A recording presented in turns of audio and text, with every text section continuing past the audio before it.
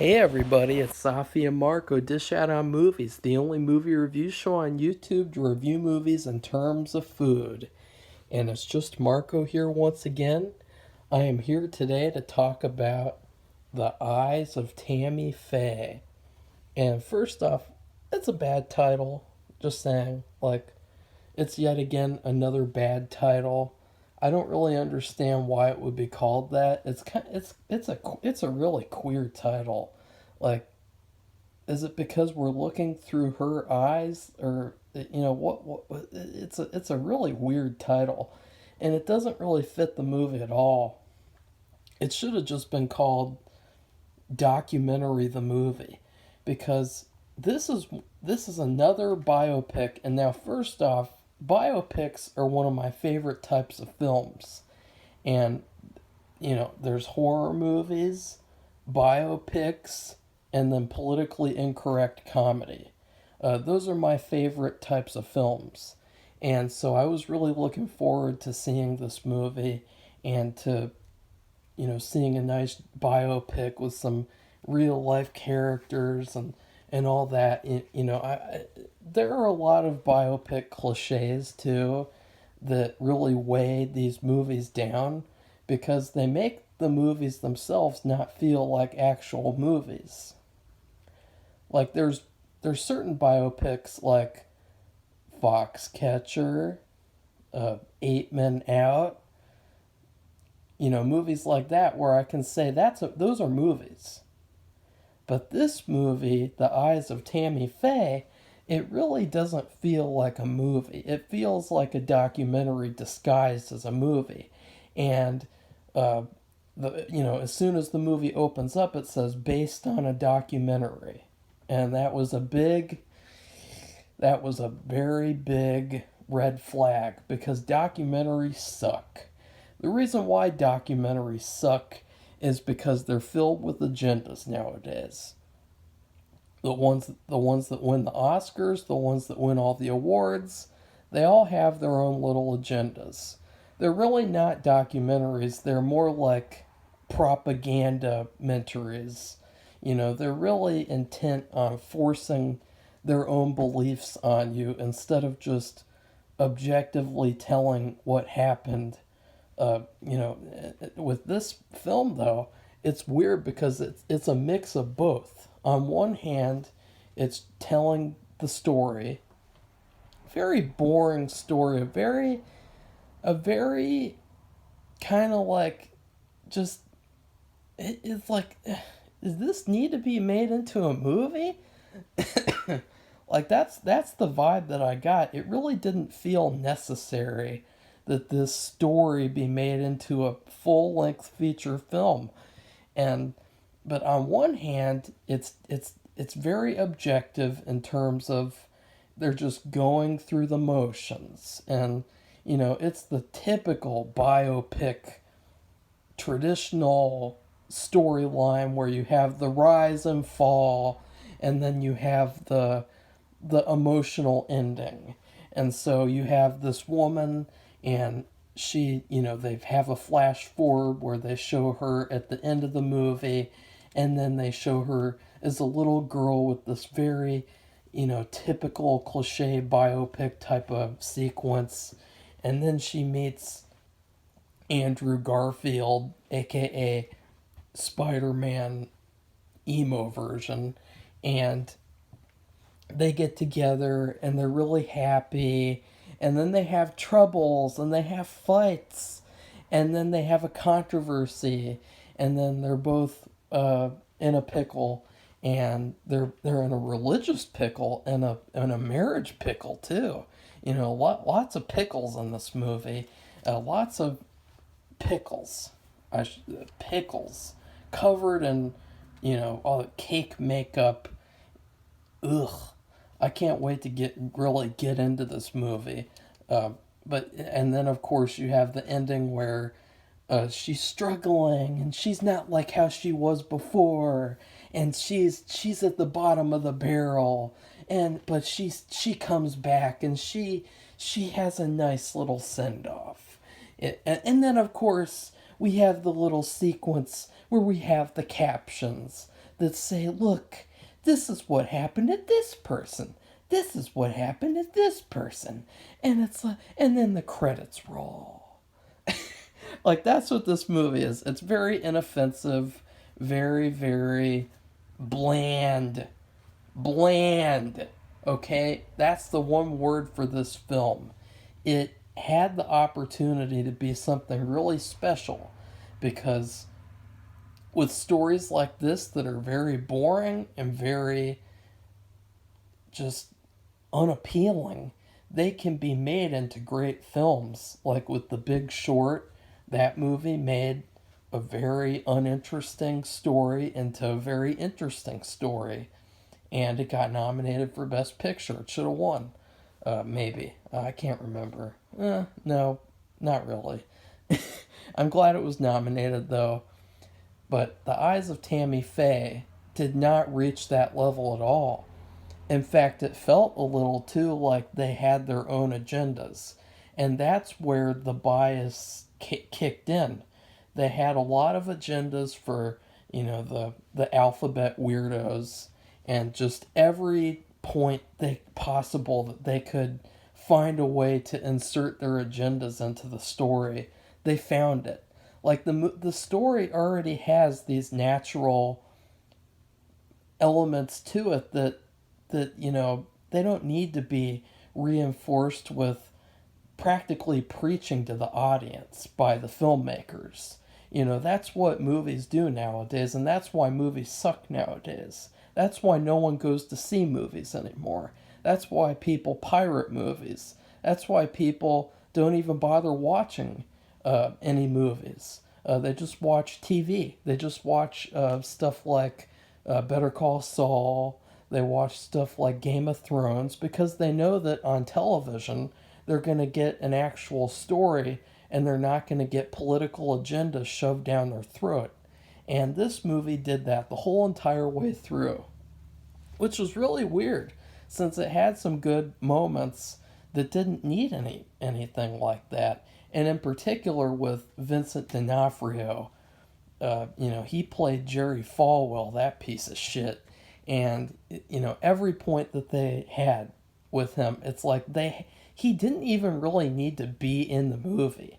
Like, he could have just been a very silent background figure, like a force of nature, kinda, in this story. But instead, he's really inserted into the movie so that he can have their anti-conservative talking points of, like, he's going to say some very bad stuff and it's going to be very inflammatory and make people like him look bad.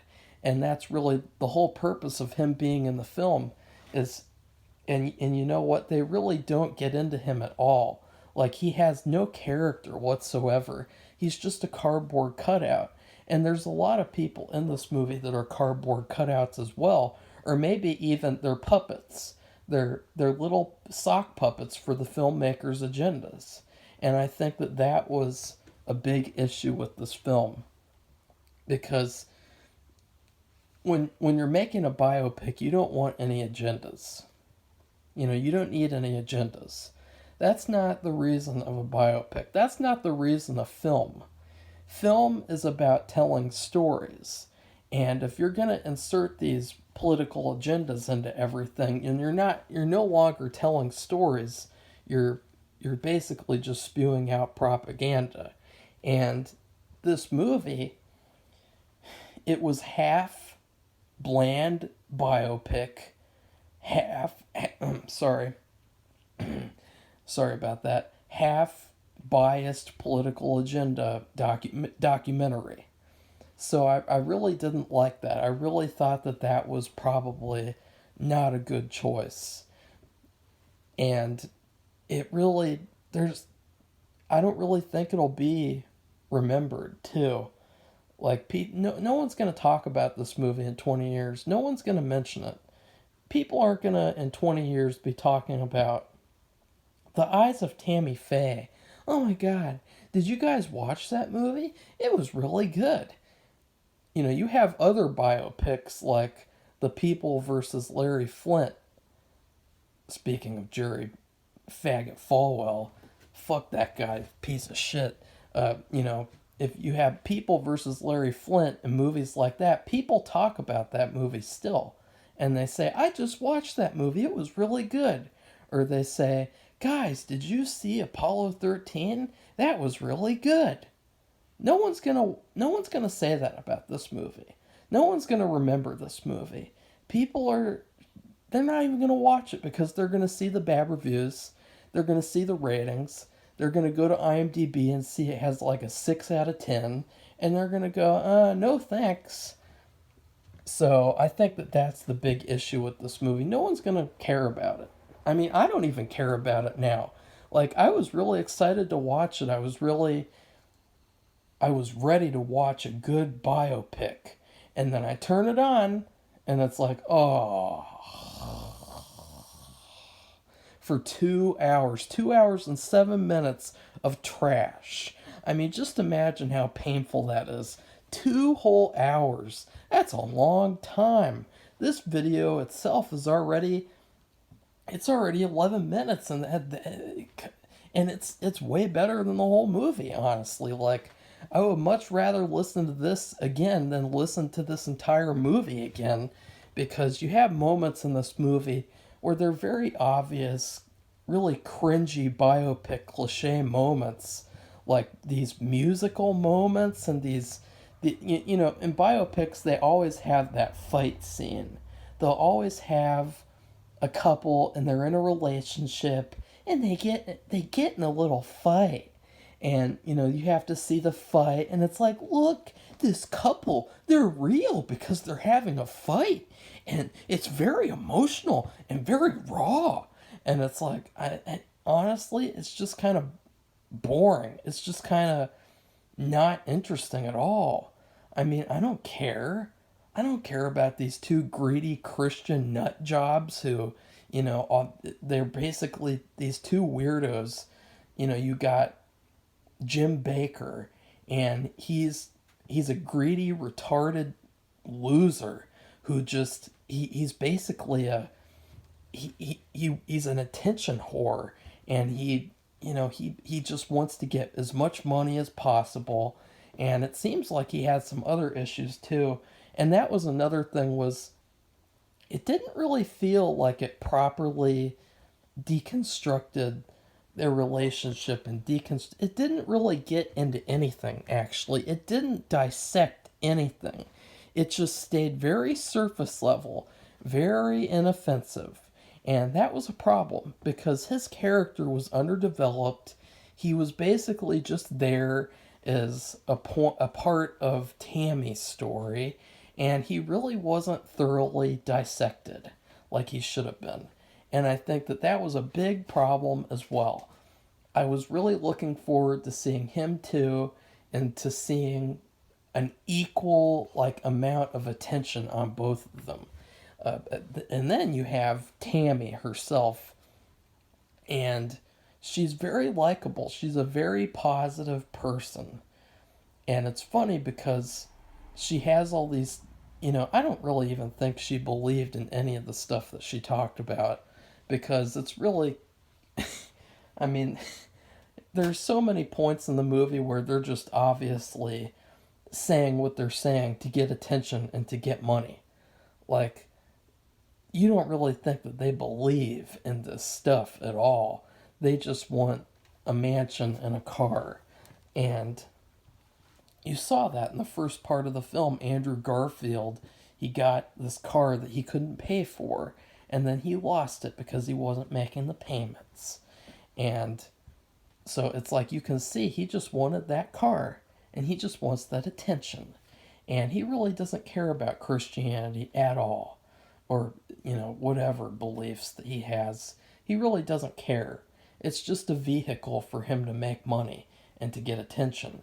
And I think that that's why he got fucked up in the end, is not because Jerry Falwell, the bad guy. It's because of Jim Baker, the bad guy, who spent his whole life being a fake fraud weirdo.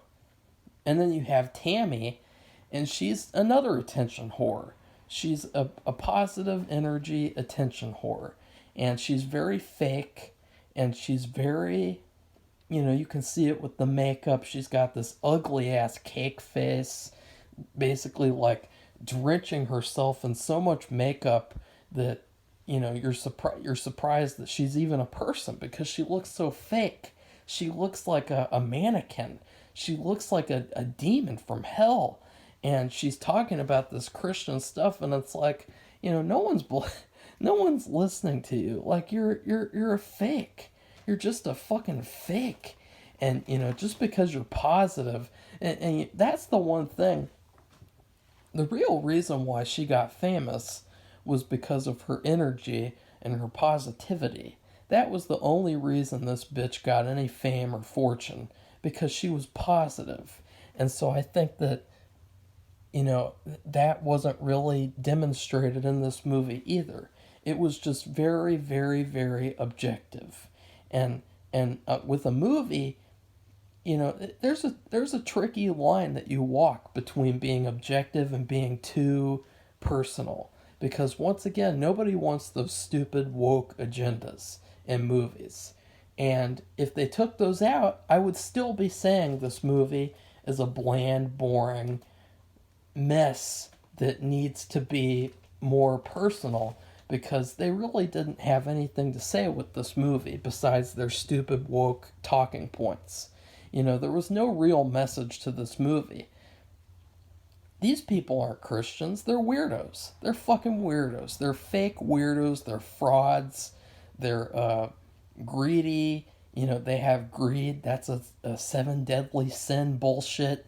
They have the vanity because the makeup. You could just destroy these people if you're actually referencing the Bible and talking about what's in the Bible. If you really looked at that and then looked at them, you'd be like, ugh! Like they're not real Christians at all, and they're just a couple of weirdos. And this movie, it was really a weird, boring, bland movie, and I don't think that I would ever watch it again, except to do like a funny commentary where I watch Safi cringing and Safi going like, oh god.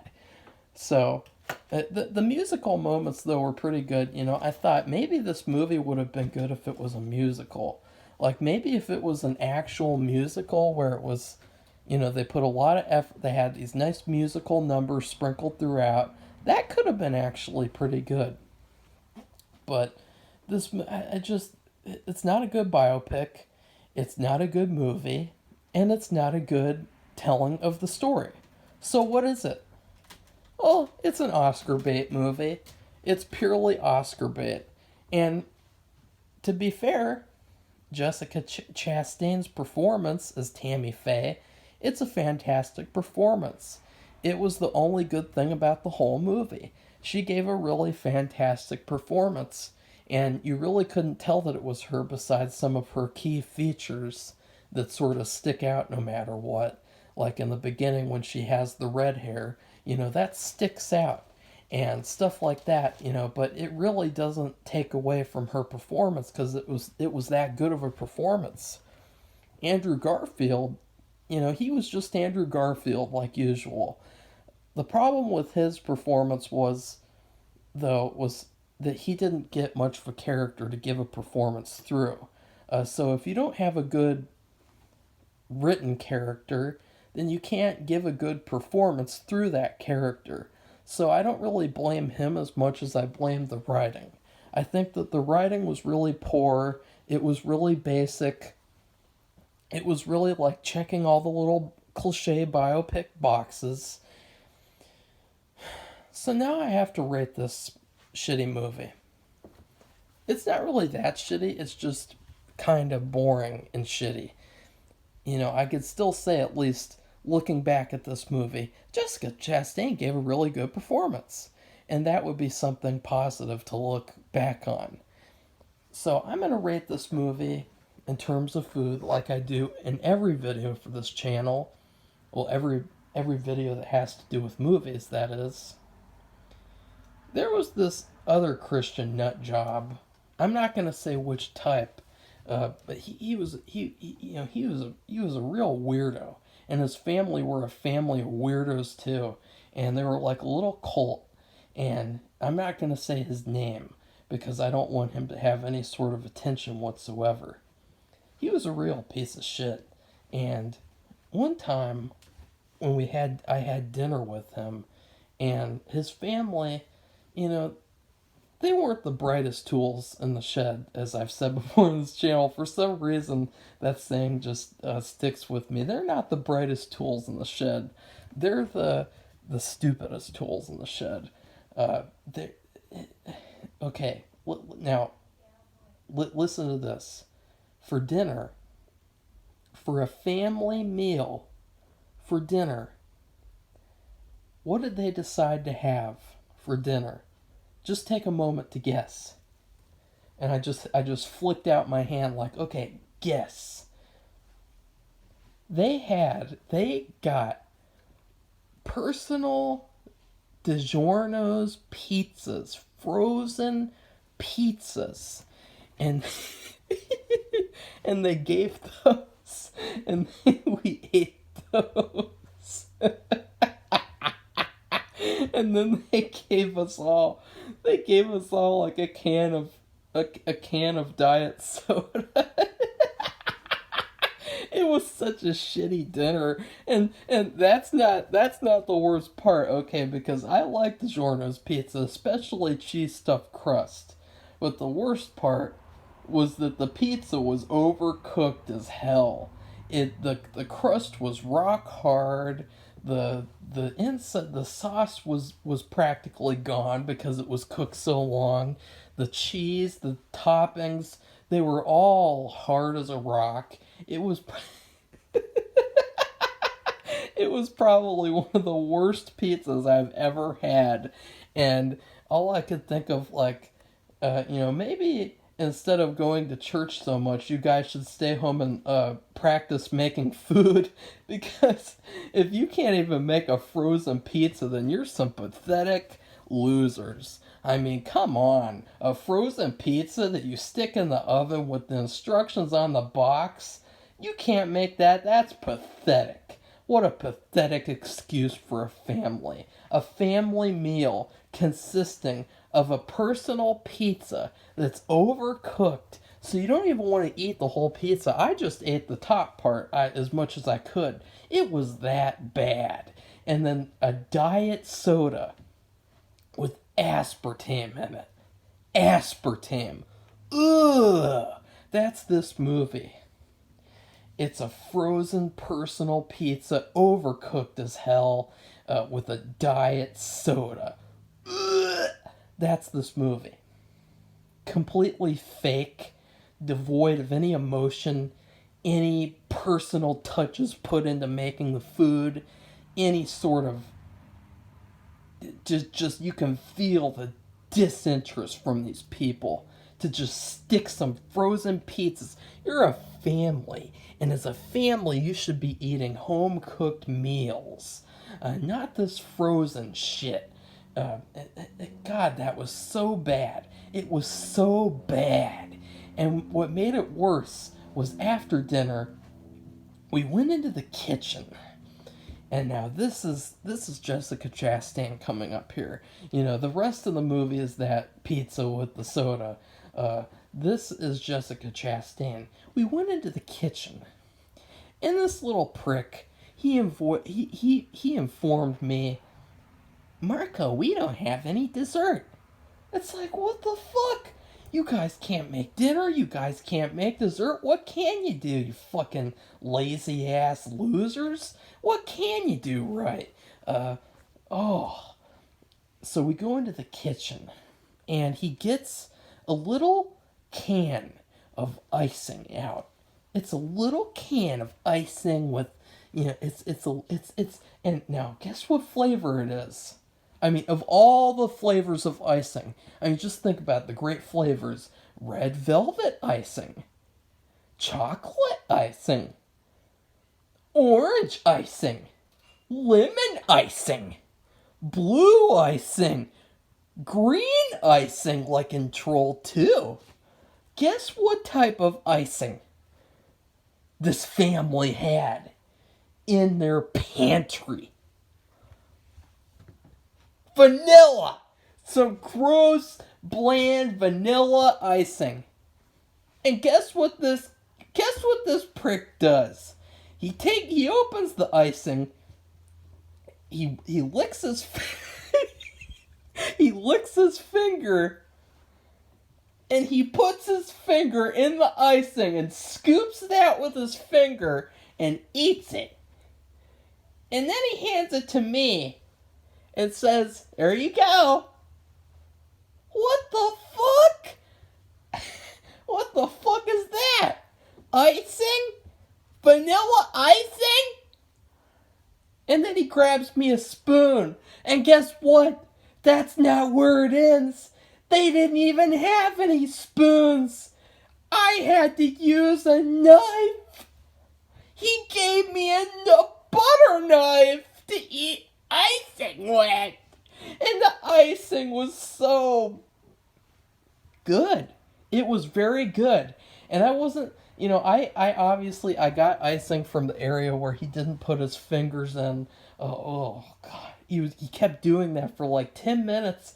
And then after I was done with my portion of the icing, which was like a little spoonful or two or three, he took that icing and he just started licking it and started like just sucking on his finger, like the icing like seeped into his skin and went into his bloodstream, and he was like just taking all the icing and just like just skimming as much icing as possible. But what made it worse was he wasn't just skimming a section, he was skimming the entire container.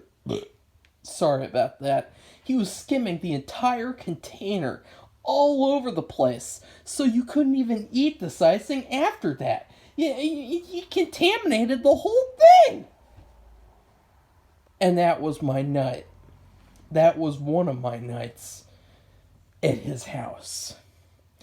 This fucking weirdo and his weirdo family, they made overcooked pizza with Diet Coke, and for dessert we had spoonfuls of icing. That was trash. Complete trash meal. That is something you don't see. Okay? It is basically one step above of that Breaking Bad episode where they give his kid marshmallow fluff and bread. It is one step above crackheads. Meth heads. A meth head family's meal. Okay? That was pathetic. And that's this movie. It is one pathetic, sad, sorry little story. This sorry, stupid, cliche biopic. There are so many other great biopic movies. Who the hell would want to watch this again? What a disgrace to biopics. What a pathetic excuse for biopics. You had Jessica Chastain in her prime, giving an Oscar-worthy performance. And what do you do with her? You throw her in the trash and contaminate her with the trash of this movie. So she was contaminated. I couldn't enjoy her as much as I wanted to because her performance, her character, was so contaminated by the movie itself. They were really trying to make you like her. And it's like, guys, have you looked at this woman? Like, have you looked at her? Have you looked at that ugly ass clown face that she's wearing? Like, the thing is that you could like her if they were being truthful, but it really felt like they were hiding things, like they weren't telling the full story with her, they weren't being true to some of the bad things that she's done, maybe, I don't know. It really felt like a very biased trash, but it just, I don't even want to think about this fucking movie anymore. What a trash movie. What a waste of time. So I would recommend staying far away from this film. Maybe get the soundtrack if they release the soundtrack. They did a really good job with the songs. They were probably another a good part of the movie. I really liked seeing her singing and seeing like these nice, cool sets that they built on the stage. So that's what I really wanted to see more of. Like I wanted to see more of that and less of her sitting around in her mansion crying and going like Andrew Garfield won't pay attention to me, so I gotta cheat on him. And then it turns out he's gay and all this stupid shit. It's like they didn't even explain that right. Like it all just came out of all of a sudden in this like very documentary in style. And so it really didn't affect you at all. It really none of it really. I guess they were just trying to create a contrast that, she cheated on him and then he cheated on her, but then he cheated on her basically even worse because it was like he did it on purpose and then he used her as an excuse. Uh, but was really not effective. It was really not well told. So I hated this movie overall. It was not good. It was another bad 2021 type of film. And movies are going to continue being bad if you keep putting your agendas into them. So, please like this video if you liked it. Comment and tell me what you thought about the eyes of Tammy Faye. Ugh. And then subscribe to our channel for more movie reviews because I will review as many movies as humanly possible. And if there's another movie about Tammy Faye that comes out, it better be fucking worth it, or else it's gonna get rated the second meal that I had at this little shithead's house. Okay? So goodbye, everybody. See you soon.